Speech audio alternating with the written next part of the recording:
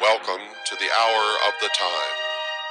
I am your host, William Cooper.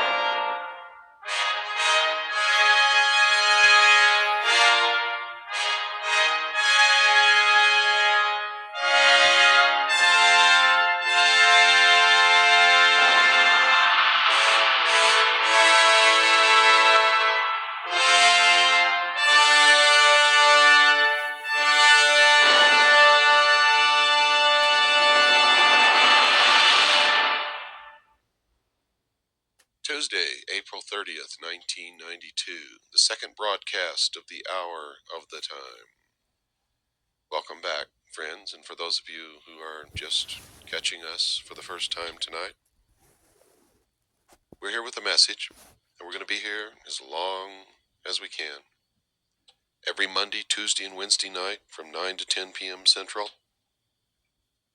SpaceNet 2, Channel 7, 7.5 audio. And the message is, wake up. The world is not as you perceive it. Powerful forces manipulate vast populations. For certain benefits to them, as well as for the completion of what they call the Great Work. Others call it the New World Order. Others call it a one-world government. It requires the dissolution of the sovereignty of all individual nation-states, including the United States of America. It requires that we give up our Bill of Rights and that there be a redistribution of wealth. And the American people, in any kind of a reorder of civilization on that magnitude, will certainly suffer more than any other peoples, for we will have to give up the most. Last night, we broadcast in its entirety the Constitution of the United States of America and the articles in amendment thereof as a gift from our founding fathers and from the Hour of the Time and from Stan and Elma and myself and Annie and Little Pooh to the American people who don't have a copy. You're not going to understand this broadcast unless you have a copy of the Constitution. For those of you who missed last night's broadcast, call Stan Barrington at area code 602-567-6109 or write to Stan at Post Office Box 889, Camp Verde, Arizona 86322, and ask him to send you a list of available videotapes, audio tapes, my book, and any other material that you might have an interest in. This broadcast is paid for by me, nobody else. I don't belong to any organizations. I don't owe anything to anyone. I don't have any millionaire looking over my shoulder. We barely scrape to pay the rent, put the food on the table, and that's all we need. And as long as we can do that, we'll continue. I've been traveling across this country for years now, trying to wake up the American people.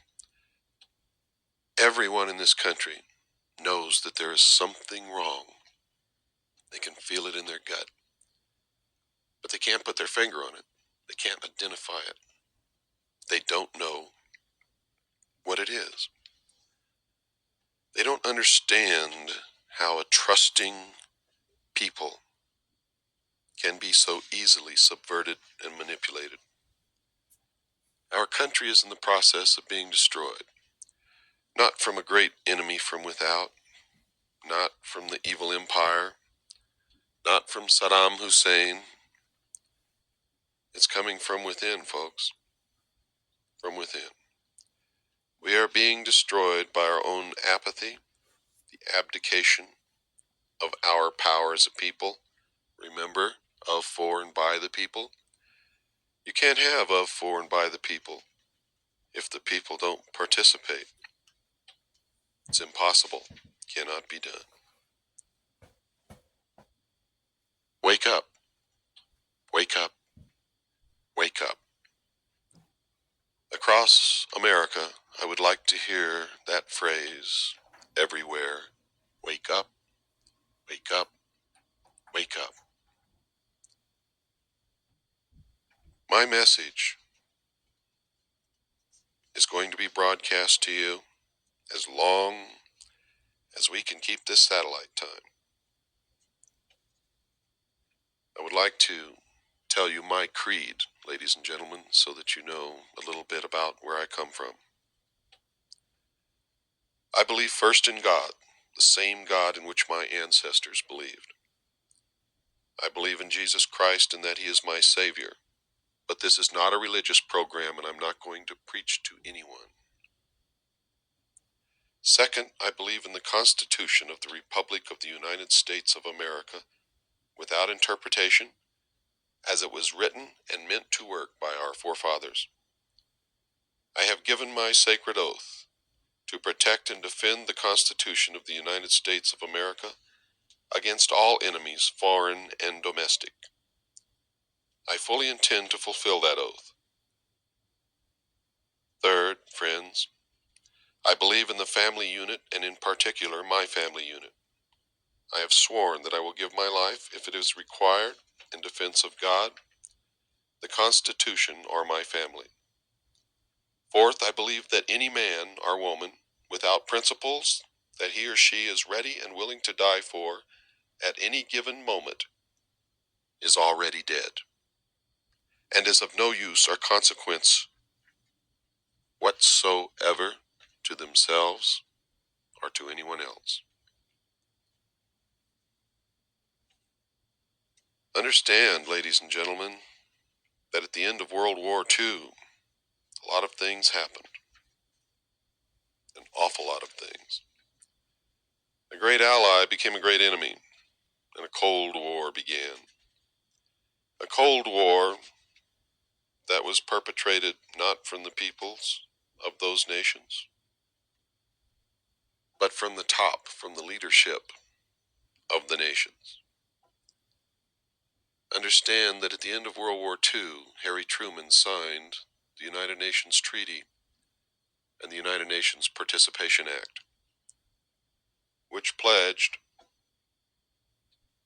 that all nations would come together under the United Nations in a one-world government.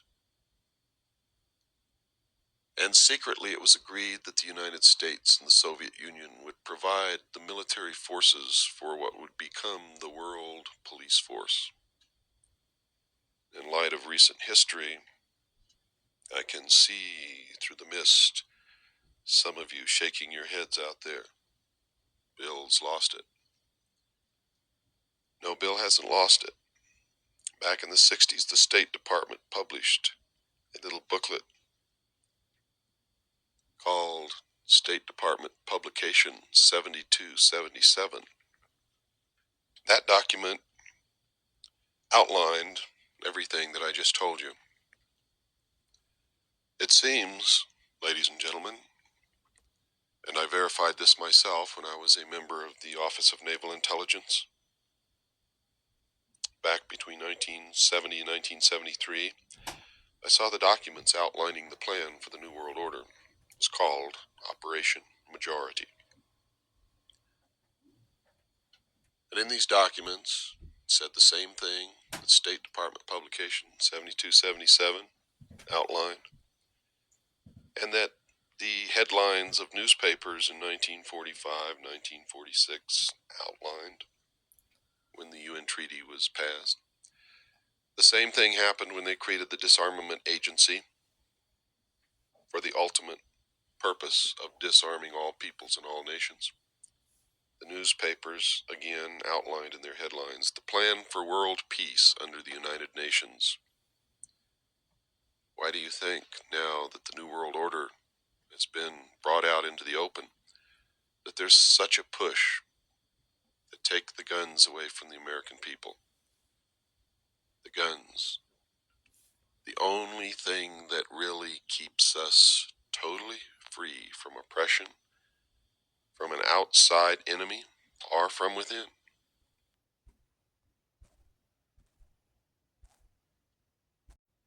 From our own government, should it become oppressive.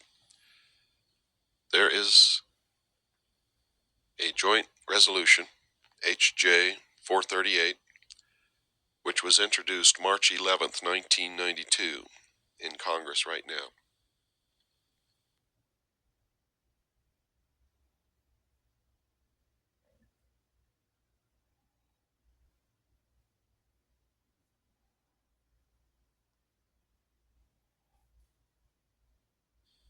What that bill was introduced for was to repeal the second article and amendment to the Constitution of the United States of America, the right of the people to keep and bear arms.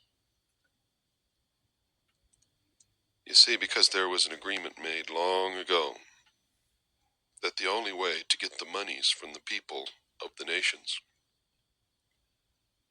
to build, equip, train, and finance the one world police force was to create a phony war, a cold war, so that the people in their fear would dig in their pockets and pay the tax dollars that were needed, so that they could create the technology and the weaponry and train the people who would ultimately be transferred to the umbrella of the United Nations and function as the only armed force in the world. Understand, ladies and gentlemen, that that is what is happening. And that was one reason for the Iraq War, but that's another program. Tonight I want to lay the groundwork which will let you understand some of this. In 1952, a secret world body was formed, and it came directly from the Royal Institute of International Affairs in England, commonly known in England as Chatham House. Chatham House is the private club for British intelligence. Chatham House, our Royal Institute of International Affairs, is also the organization in England which helped to form the Council on Foreign Relations in this country. And then later the Council on Foreign Relations split off and formed the Trilateral Commission. But they are all the same group, ladies and gentlemen. At the highest level, they're all members of the same club. And I mean at the highest level of all nations in the world. Those who refuse to play are deposed. And that's what really happened to Marcos and the Shah of Iran and Margaret Thatcher. Margaret Thatcher is now trying to warn the world. She failed in Great Britain. Don't give up your sovereignty to the New World Order.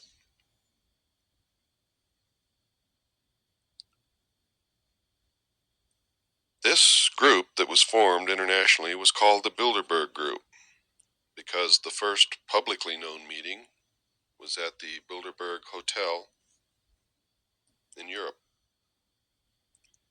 And there they approved the concept of the destruction of the sovereignty of this nation. And they published a technical manual, Operations Research Technical Manual TM-SW7905.1, which is published in its entirety as Chapter 1 in my book, Behold a Pale Horse.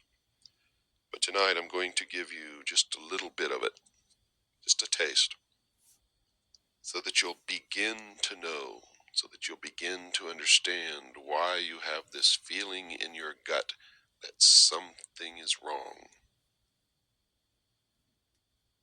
Silent weapon technology has evolved from operations research, which is a strategic and tactical methodology developed under the military management. Eisenhower. In England during World War II, the original purpose of operations research was to study the strategic and tactical problems of air and land defense with the objective of effective use of limited military resources against foreign enemies. In other words, ladies and gentlemen, logistics. It was soon recognized by those in positions of power, which was the Council on Foreign Relations, the Royal Institute of International Affairs, that the same methods might be useful to totally controlling a society, but better tools were necessary. Social engineering, which is the analysis and automation of a society, requires the correlation of great amounts of constantly changing economic information. Data, in other words. So a high-speed computerized data processing system was necessary, which could race ahead of the society and predict when society would arrive for capitulation. That means surrender.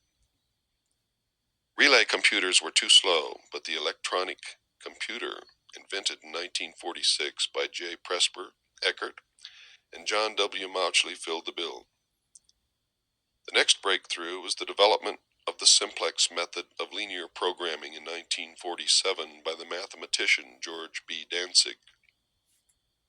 Then, in 1948, the transistor, invented by J. Bardeen, W. H. Brattain, and W. Shockley, promised great expansion of the computer field by reducing space and power requirements.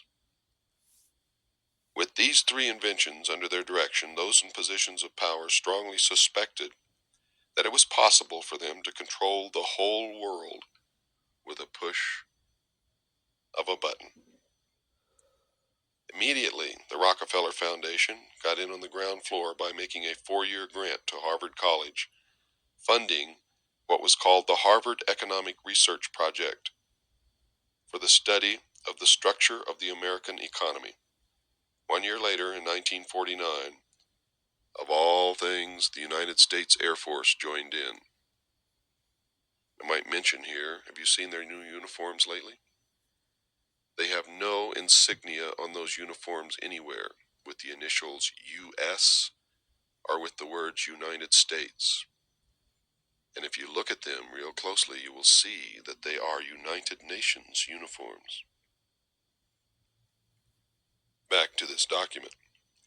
In 1952, the original grant period terminated, and a high-level meeting of the elite, the Illuminati as they called them, the shadow government of the world, personified to the public eye as the Bilderberg Group, was held to determine the next phase of social operations research. The Harvard Project had been very fruitful, as is borne out by the publication of some of its results in 1953, suggesting the feasibility of economic or social engineering. The name of the result was Studies in the Structure of the American Economy, copyright 1953, by Wassily Leontief, International Sciences Press, Incorporated, printed in White Plains, New York. Engineered in the last half of the decade of the 1940s, the new quiet war machine stood, so to speak, in sparkling gold-plated hardware on the showroom floor by 1954. With the creation of the Maser in 1954, the promise of unlocking unlimited sources of fusion atomic energy from the heavy hydrogen in seawater, and the consequent availability of unlimited social power, was a possibility considered only decades away. The combination, of course, to the powerful elite, the shadow government, the real rulers of the world, the filthy rich, was irresistible. The Quiet War was quietly declared by the international elite in the personification of the Bilderberg Group at a meeting held in 1954. Although the silent weapons system was nearly exposed 13 years later, the evolution of the new weapon system has never suffered any major setbacks. This volume that I'm reading from marks the 25th anniversary of the beginning of the Quiet War. Already this domestic war has had many victories on many fronts throughout the world.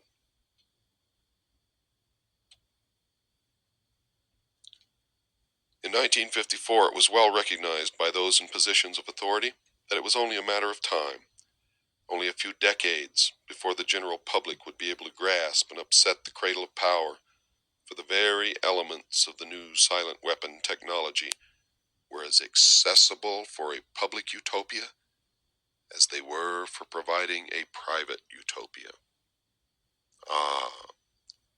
But the public didn't see it. The issue of primary concern, ladies and gentlemen, was that of dominance, and it revolved around the subject of the energy sciences. You see, there are only a few methods of control of people. Primary one, of course, is money.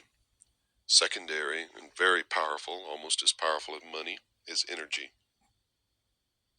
In fact, it is said in some circles that he who controls energy controls money.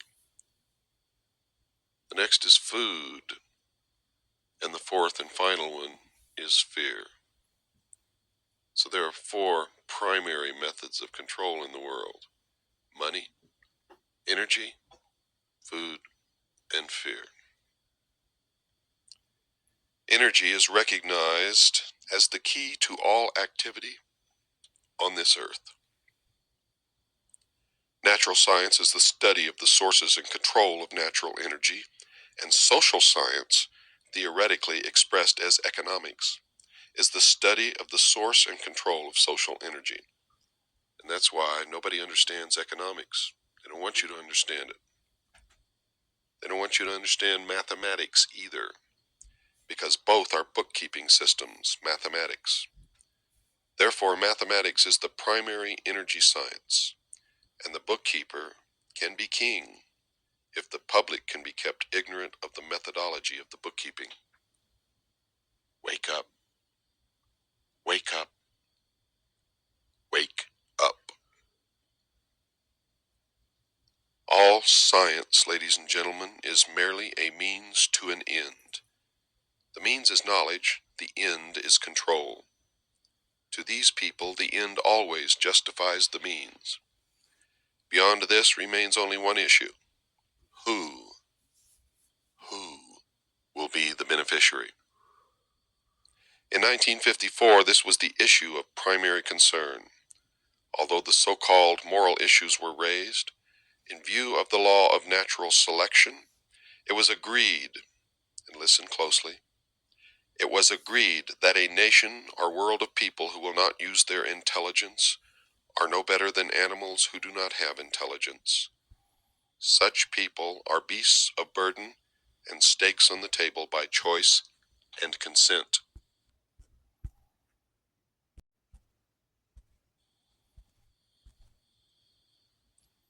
Consequently, in the interest of future world order, peace, and tranquility, it was decided to privately wage a quiet war against the American public with an ultimate objective of permanently shifting the natural and social energy, which is wealth, of the undisciplined and irresponsible many, which is you, into the hands of the self-disciplined, responsible, and worthy few, which is them. In order to implement this objective, it was necessary to create, secure, and apply new weapons, which, as it turned out, were a class of weapons so subtle and sophisticated in their principle of operation and public appearance as to earn for themselves the name silent weapons. In conclusion, the objective of economic research as conducted by the magnates of capital, which is banking, and the industries of commodities, which is goods and services, is the establishment of an economy which is totally predictable and manipulatable. I almost didn't get that pronounced right. In order to achieve a totally predictable economy, the low-class elements of the society must be brought under total control. In effect, must be housebroken, trained, and assigned a yoke and long-term social duties from a very early age before they have an opportunity to question the propriety of the manner. In order to achieve such conformity, the lower class family unit must be disintegrated by a process of increasing preoccupation of the parents and the establishment of government-operated daycare centers for the occupationally orphaned children. The quality of education given to the lower class must be of the poorest sort, so that the mote of ignorance isolating the inferior class from the superior class is and remains incomprehensible to the inferior class. With such an initial handicap, listen closely, even bright lower class individuals have little, if any, hope of extricating themselves from their assigned lot in life. This form of slavery is essential to maintaining some measures of social order, peace, and tranquility for the ruling upper class. Notice, ladies and gentlemen, that this does not say for the world, not for the peace and tranquility or social order of the world. It's for the ruling upper class. Everything that is expected from an ordinary weapon is expected from a silent weapon by its creators, but only in its own manner of functioning. It shoots situations instead of bullets, propelled by data processing instead of a chemical reaction, which is an explosion. Originating from bits of data instead of grains of gunpowder, from a computer instead of a gun, operated by a computer programmer instead of a gunner or a marksman, under the orders of a banking magnate instead of a military general. It makes no obvious explosive noises, causes no obvious physical or mental injuries, and does not obviously interfere with anyone's daily social life. Yet it makes an unmistakable noise, causes unmistakable physical and mental damage, and unmistakably interferes with daily social life. In effect, unmistakable to a trained observer, one who knows what to look for. The public cannot comprehend this weapon, and therefore cannot believe that they are being attacked and subdued by a weapon. The public might instinctively feel that something is wrong. Isn't that the truth? Remember, this was written in 1954. But because of the technical nature of the silent weapon, they cannot express their feeling in a rational way or handle the problem with intelligence. Therefore, they do not know how to cry for help and do not know how to associate with others to defend themselves against it. When a silent weapon is applied gradually, the public adjusts or adapts to its presence and learns to tolerate its encroachment on their lives until the pressure, psychological via economic, becomes too great and they crack up. Therefore, the silent weapon is a type of biological warfare. It attacks the vitality, options, and mobility of the individuals of a society by knowing, understanding, manipulating, and attacking their sources of natural and social energy, and their physical, mental, and emotional strengths and weaknesses. That's as far as I'm going to pursue that this evening.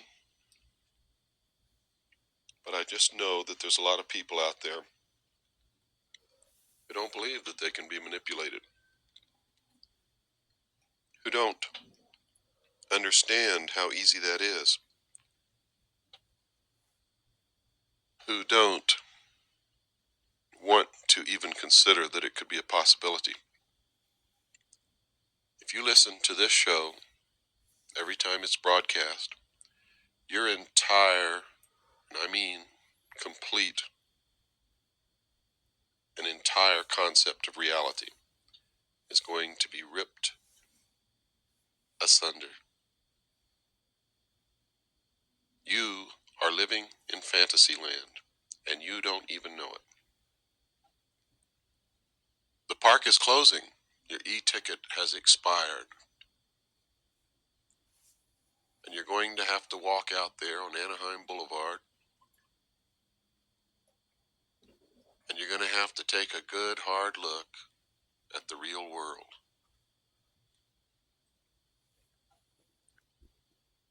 So let's start right now.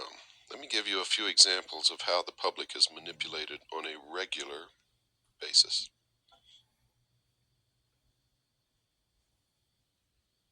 Number one, I'll bet that most of you really support the environmental cause. Those that don't are still sympathetic to parts of it. For instance, I don't believe I know anyone, no matter how hardcore conservative or how totally left-wing liberal they are. Doesn't make any difference. They all seem to have a pang of conscience when it comes to burning the rainforests in the Amazon jungle. So they cry for control. Half the world is up in arms to stop the burning of the rainforest in Brazil, in the Amazon jungle. Now those trees, those forests belong to the nation of Brazil.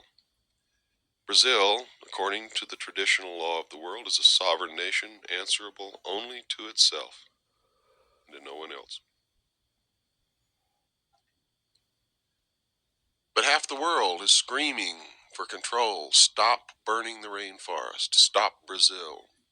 Do whatever you have to do, but make them stop burning the rainforest. You hear it all the time. You see programs all over public education channels, the Discovery Channel. You read about it in books and magazines all the time. It's a subject of conversation on almost everybody's lips at one time or another. But have you ever stopped to consider that maybe somebody wants you to do that? Have you ever stopped to consider that maybe the whole thing was brought about to make you yell for control? Because folks, I gotta tell you, there's only one way to stop Brazil from burning her own rainforests. And that is destroy the sovereignty of nations, which includes the United States. Create an all-powerful organization that has authority over everything in the world, such as the United Nations. Really doesn't matter what you call it, because that's the only way you can do it. Of course, you'd have to disarm Brazil, because Brazil would not take kindly to someone sending a police force down there to force them to stop burning the forest. And that's what this is all about. In fact, that is what is most of what you see on the news and hear is all about. There are manipulations to make you, the ignorant public, yell, scream, beg for more control. Every time you give somebody or something control, you lose freedoms and you lose rights. It's always happened that way. It will always happen that way in the future. The truth of the Amazon jungle is that the World Bank and the International Monetary Fund built a highway across the Amazon jungle going nowhere. 4-lane highway going nowhere. Nowhere. Do you understand? There was no reason to build this highway. It did not pass through any cities or towns and did not connect any cities or towns with any other cities or towns. It was built because these people, the powerful elite, the men who make these decisions that manipulate the world,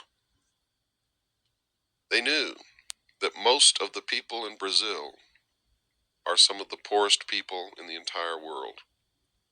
And they have large families, as most poor people do. They're so poor in Brazil that Americans cannot even comprehend that kind of poverty. They're so poor that little children are murdered on the streets by thugs hired by businessmen because the children are nuisances. Murdered like squashing cockroaches. These men, the powerful men who rule the world, the Illuminati I call them, they knew that those poor people in Brazil would see that four-lane highway as the road to heaven, Valhalla, paradise. That's exactly what happened. They set out in unimaginable droves down that highway. They each, head of the family, our family, if the family went along, found a plot of land, quickly cleared it, burned the wood, if they couldn't sell it fast enough, and planted crops. Why? To feed their family, for the promise of a better life. They didn't do anything that any one of you would not have done in the same situation. So I don't want to hear any of the hypocritical BS that comes from most people about these things. The soil is poor, and only one crop, if they're really lucky, two will grow in that soil.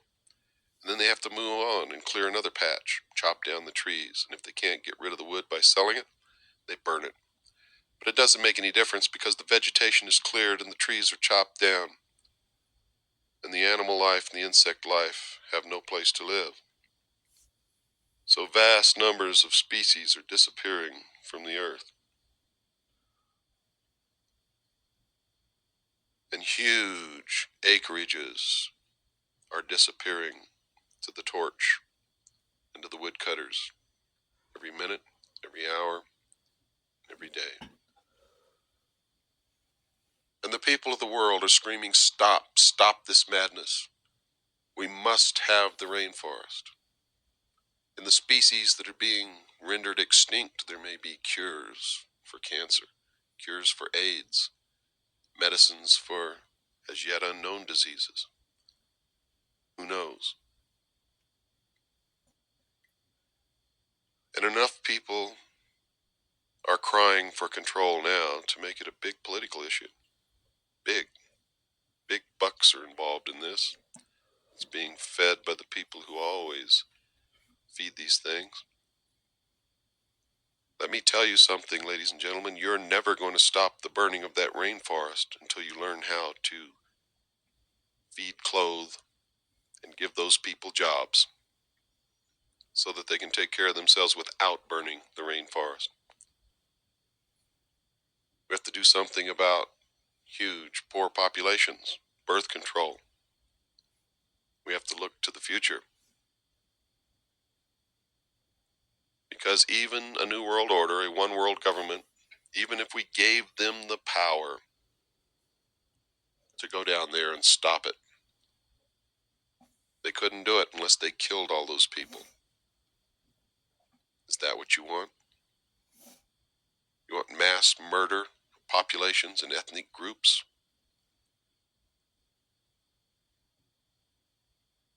To save the trees?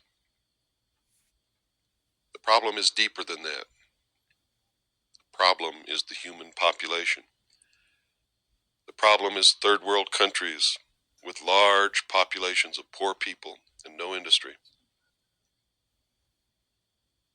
The problem is countries like the United States of America consuming 50% of the world's supply of energy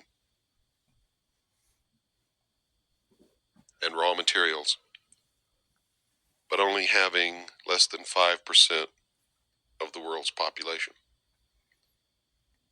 A lot of people will argue with that. Rush Limbaugh, the man with half his brain tied behind his back, says there's no population problem.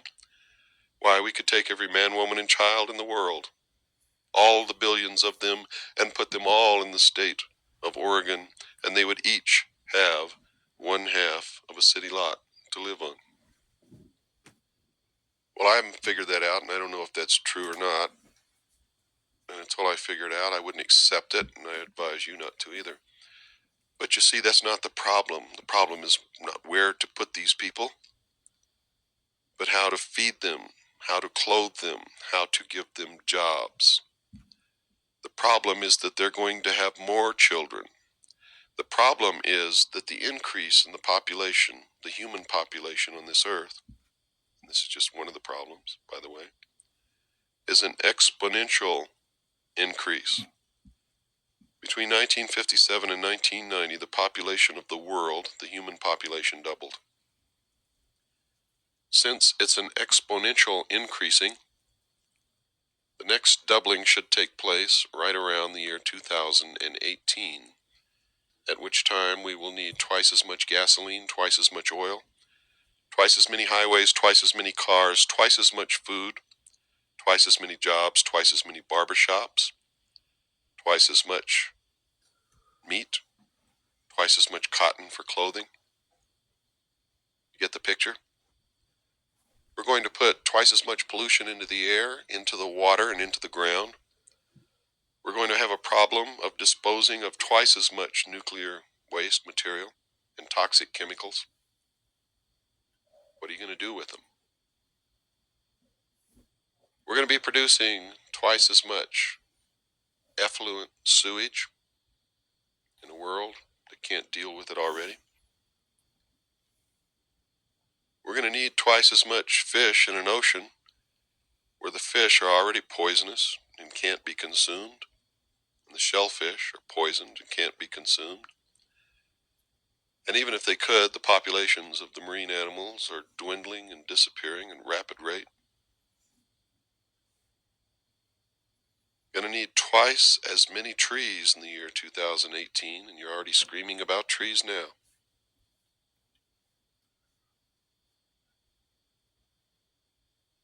Are you beginning to understand?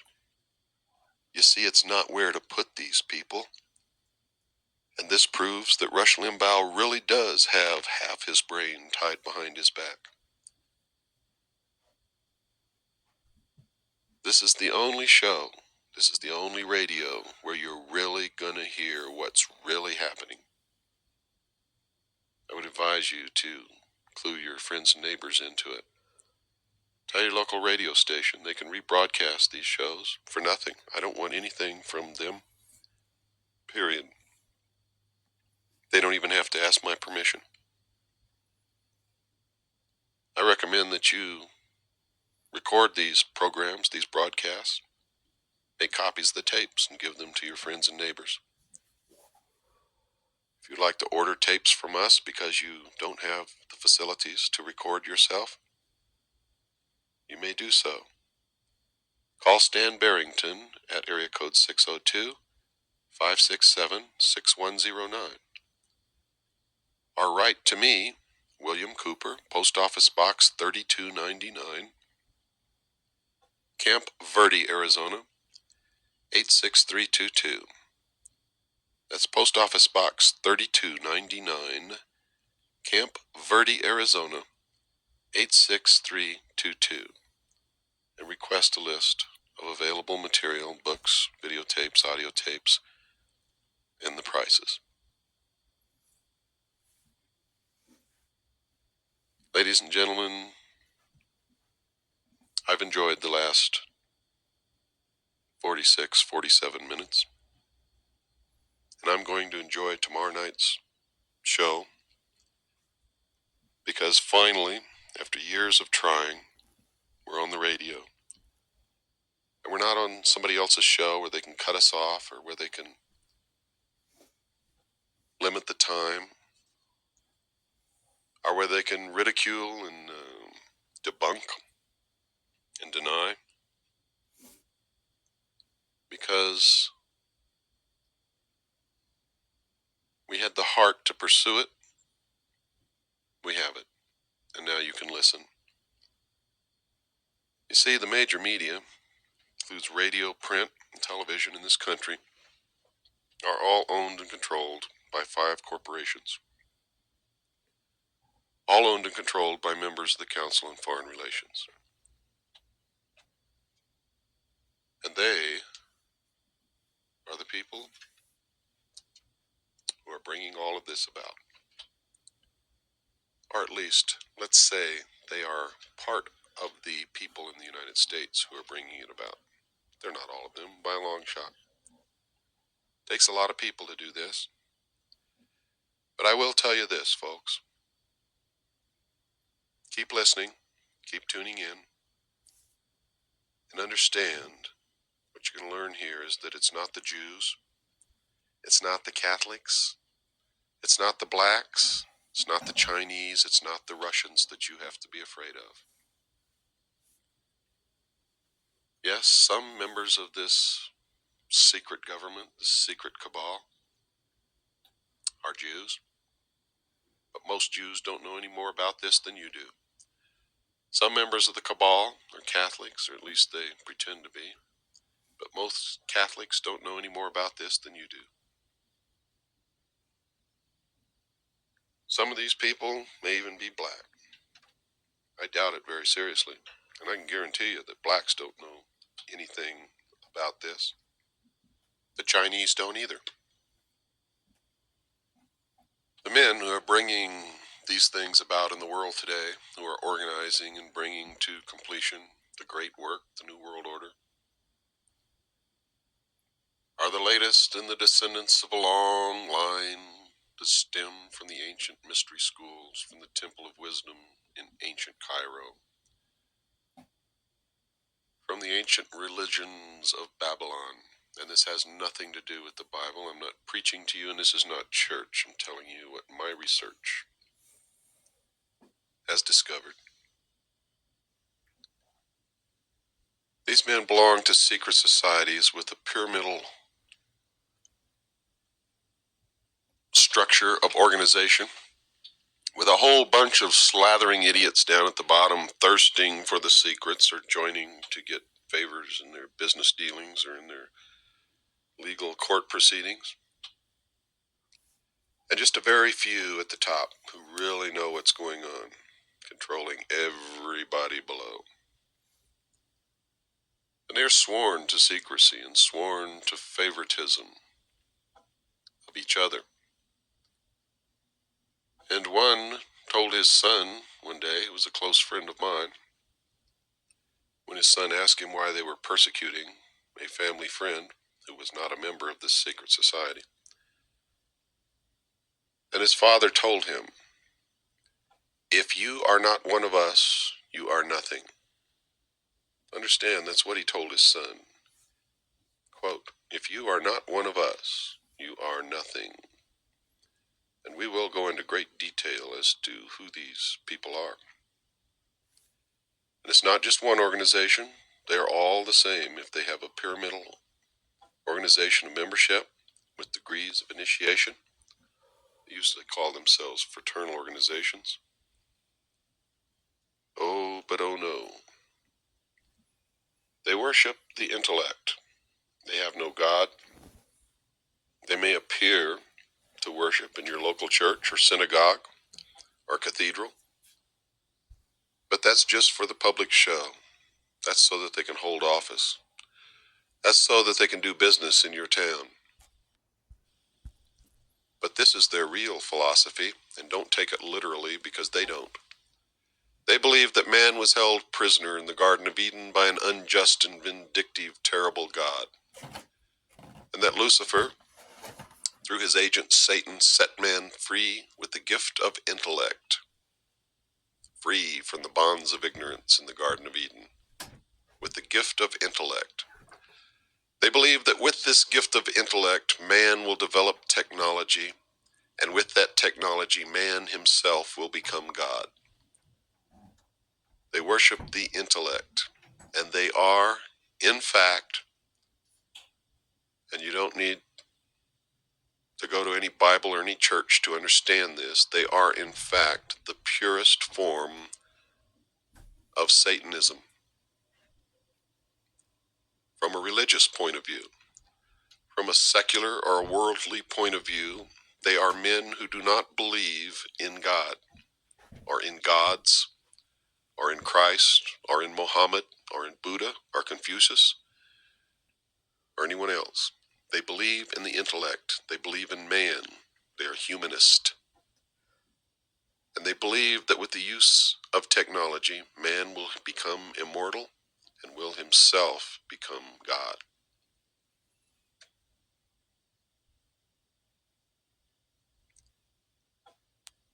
Remember, I said, don't take this literally. Remember, I'm not a preacher and I'm not preaching to you. These are facts that I learned while I was a member of this organization, or one of these organizations, years ago, and reinforced while I was a member of the Office of Naval Intelligence, and backed up by over 20 years of research. It doesn't sound good. Nobody wants to believe it. But Franklin Delano Roosevelt said once, "Nothing happens by accident, everything is planned." And let me ask you this, ladies and gentlemen. If you had the power, the influence, the money, and the means, would you do everything that you possibly could to make the future what you would like it to be? I asked myself that question and I had to say yes. So what makes you think these men are any different? They're doing exactly what we would do if we could be in their shoes. They have the organization, the influence, the power, the money, and the means. And they are bringing about a future world in which the unintelligent masses are the masses who will not use their intelligence, whichever you choose to believe, can be brought under complete control on a 24-hour daily basis, and I mean complete control, so that they can never be a danger to the ruling elite, ever again. In this new world, there will be no more wars. It's true, there will be no more wars. There will be no cash, so most crime will disappear. Drugs will be legalized because addiction to drugs or cigarettes or anything else is a form of euphemistic slavery, and the slave can be controlled merely by fluctuating or controlling the supply of whatever they're addicted to and the price. It's easy. It also brings in vast amounts of money for the rulers. And right now, it's functioning as a way to scare the hell out of the middle class so that they beg for more control. Bet you never thought of that, did you? Because it's not Colombian drug lords who are bringing all the drugs into this country. And if you sit down and you really use your brain and think about it, you'll be able to figure out exactly who's doing it. And I'll tell you exactly who's doing it. But that's another night. That's not tonight. Also, think very seriously about the ozone layer, folks. Remember the rainforest? Think about the ozone layer. Because I'm going to tell you right now, there isn't any. Never was, never will be. You see, a molecule of ozone, from the time it's created, lasts only about 6 seconds. It doesn't have time to seek a layer and layer out. Not only that, but the atmosphere is constantly moving. It's being shifted by winds and low pressure centers and high pressure centers and jet streams and storms and clouds. It never stays still long enough, ladies and gentlemen, for any gases to layer. But if it did, let me assure you that the heaviest gases would always layer first. And the heaviest gas in the atmosphere is carbon dioxide. If you can stand on the surface of the earth at sea level and breathe and live, then you know that no such layering has ever taken place. In fact, if layering did take place, you would only be able to breathe and live in the oxygen layer. And you would have to seek that out according to the atomic weight of the various gases in the atmosphere. How do I know this? I used to be the head of the mixed gas deep saturation diving department of the College of Oceaneering. I am an expert on gases. That college, by the way, ladies and gentlemen, is the world premier diving college in civilian land. And being as the military has no deep saturation capabilities, such as the civilian industries do, it is the premier diving college in the world, bar none. So I know what I'm talking about, and for anyone who doubts what I'm saying, I can prove it to you very easily, if I have to. But you'll have to fly here for me to do it, and I'm not going to pay your expenses. But if you insist, I will, in fact, prove it to you. You could prove it to yourself in any high school physics or chemistry laboratory if you just use your head. But what does the ozone layer do, ladies and gentlemen? I'll tell you what it does. It screams for control. More control. One world government, because somebody has to dictate control over the atmosphere. Requires the destruction of sovereignty of nations. They're building a case on a scale that you cannot even imagine. Because there are yet more and more and more manipulations that I haven't even talked about yet. All making you ask for more control. Think about it. And wake up. Wake up. Wake up. And echo this throughout the land. You must wake up. It is absolutely necessary for your survival, for your freedom, for your future, for your children. We together can make the world what we want it to be, and we can make it the most beautiful, wonderful world you can imagine, within the limits of the frailty and the imperfections of the human race. Or we can let someone else dictate our future, and we can be their slaves. Good night, ladies and gentlemen, and God bless you all. Lights out.